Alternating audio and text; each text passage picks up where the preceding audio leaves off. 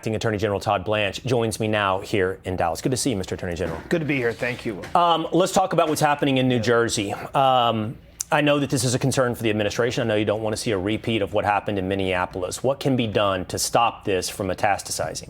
Well, first of all, what you just witnessed and what you just showed, that is not peaceful protesting. That is not protesting that's allowed under our Constitution, which everybody is perfectly fine with people doing. And how we stop what you just saw, which is violence and crimes being committed, is we have to have law enforcement. Remember, we're doing this with virtually no support from local law enforcement in New Jersey. So this is just the brave men and women of the federal government, of ICE, and they will be supported with other law enforcement tonight. And the way that we stop it is by making arrests where appropriate, which is exactly what we will do.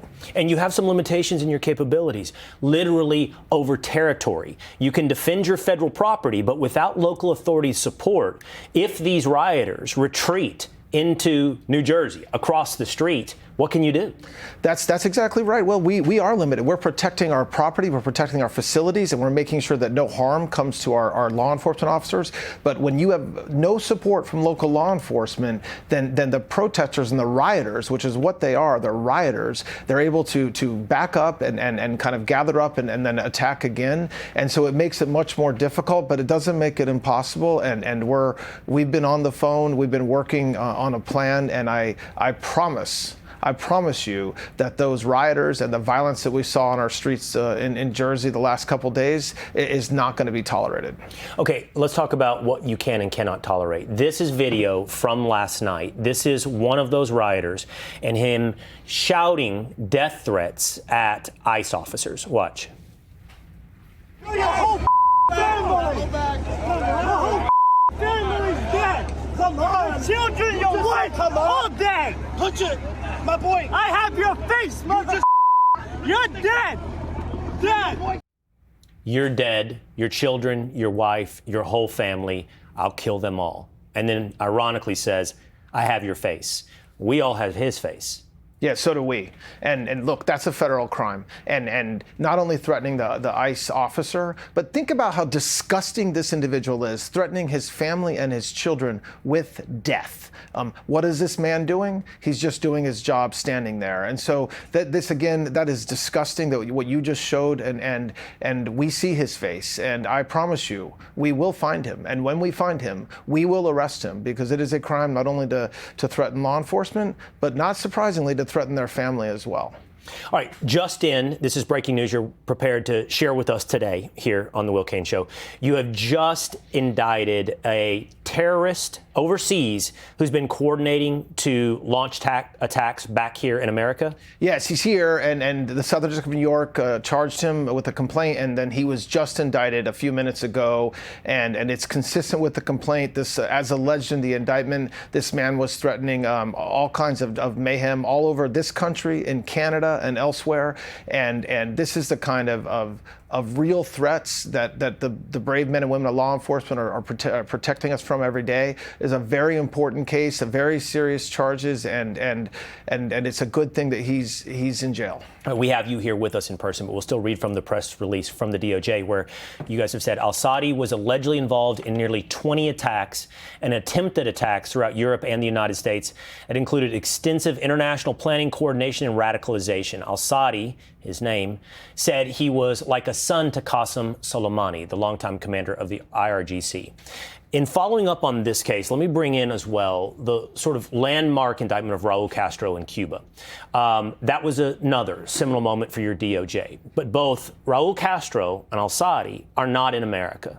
So what happens next after you indict? Well, for Mr. Castro, like anybody that's indicted outside this country, which we do all the time, the goal of the indictment isn't just the paper it's printed on. It's to bring the person charged into this country in a court of law and have them face justice. And how we do that, I mean, Maduro is an extreme example that happened on January 1st. But how we do that normally is extradition. It's working with our international partners. And so I said this the day of the indictment when we unsealed the indictment. But we didn't do this for a show indictment. We did this because we really need Castro here to face charges. He was indicted again by a grand jury in Miami, and that's where he should be tried. And we're going to do everything we can to get him here. Okay, a bit of disagreement within the administration as we sit here today. DHS and Secretary Markwayne Mullin have talked about stopping international flights, no longer providing Customs and Border Patrol to international flights across the country that are located in sanctuary cities. As I understand it, that roughly corresponds to about 1,100 flights a day. That's 185,000 people daily coming in through these sanctuary city airports from overseas. Now, Secretary of Transportation Sean Duffy does not want to see this happen. Secretary Mullin has said this is an issue of priorities. If you don't support what we're doing, for example, in New Jersey, then we can't support your ability to conduct international traffic.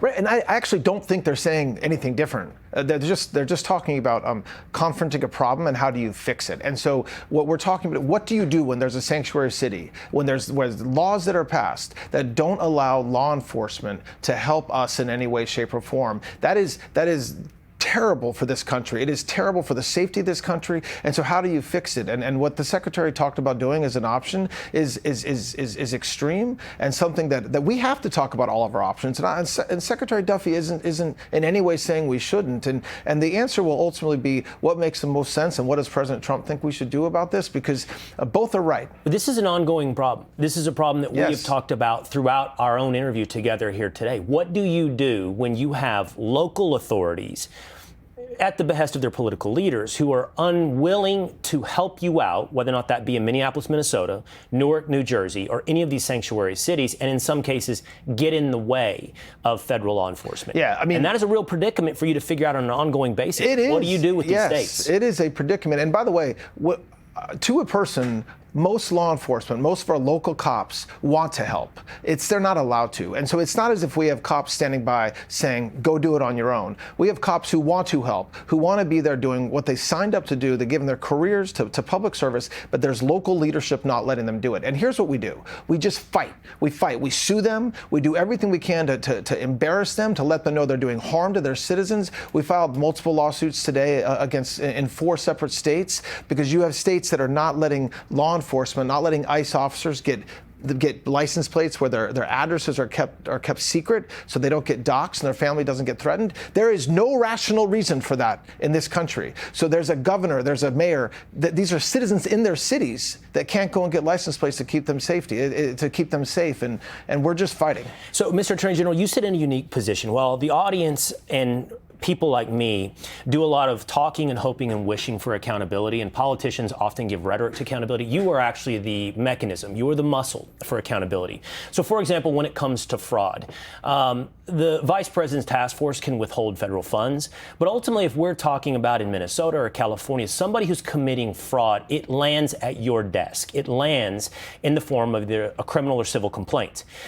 I understand that there's been 400 fraud-related actions, enforcement actions in the last 51 days. Yep. So what can you tell people about the kind of accountability? Because I will tell you, when we talk about Minnesota, Tim Walz not running for re-election is not enough of a form of accountability for the people out there that are having thousands, millions, hundreds of millions of dollars stolen from them through fraud. Yes, that's right. So here's how we talk about accountability. We talk about arrests, we talk about prosecutions, we talk about jail sentences, and that's what we're doing at the Department of Justice. We're working with inspector generals, FBI, DHS, and HSI agents, and just a few examples. A jury convicted a Florida man of over $8 billion in Medicare fraud just last week. There was a man sentenced in Minnesota to 41 years in prison for fraud. And these cases are fraud of the worst kind. Fraud against our most needy, or the people who deserve the money the most. Children who need money for their lunches when they're at school.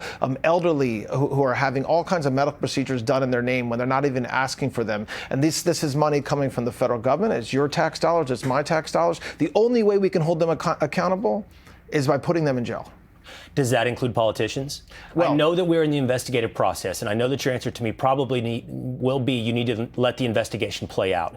But if this lands, and can be proven, that politicians were in some way culpable, overseeing it, negligent in some way, political accountability just isn't enough for the American people.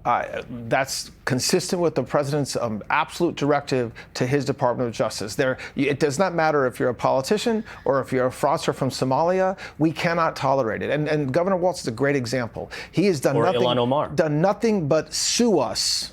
Okay, sue the Department of Justice for trying to get records to understand the fraud happening in his state. Okay, so that is his reaction to us trying to save the government's money and recover against fraudsters, is filing lawsuits against us. And what's been the reaction of California Governor Gavin Newsom? Well, we've all seen it. On the one hand, he all of a sudden did a little bit of fraud arrests. He arrested a few people for fraud. Otherwise, eerie silence from him. Eerie silence, and there's more money being spent in California from the federal government than any other place in this country. And the fraud is extraordinary. And so at some point, politicians have to be held accountable, whether it's through me and through the grand jury process or through the voters. They have to be held accountable. All right. This has been great to have you on the show. Thank you for the long conversation. It's great to be here. Acting Attorney General Todd Blanche, thank you. Be sure to like and subscribe for all the Fox News latest on YouTube and catch full shows streaming now on Fox One.